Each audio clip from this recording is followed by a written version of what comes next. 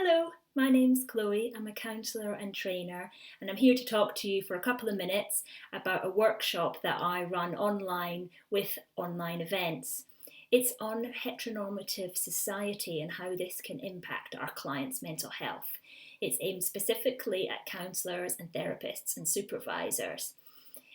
In this workshop, we will learn more about what heteronormative society means and a bit more about why heterosexuality is regarded as normal, and how this can impact our clients' mental health if our clients are not heterosexual. For example, if they're gay, lesbian, or bisexual.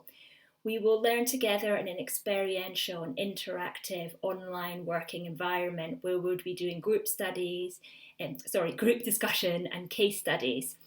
And we'll be thinking a bit more about how we can take our learning forward in terms of being less heteronormative as counsellors in our practice. If this sounds like something you'd like to give a go, then I look forward to hearing from you and meeting you at the next group. Okay, thank you. Bye-bye.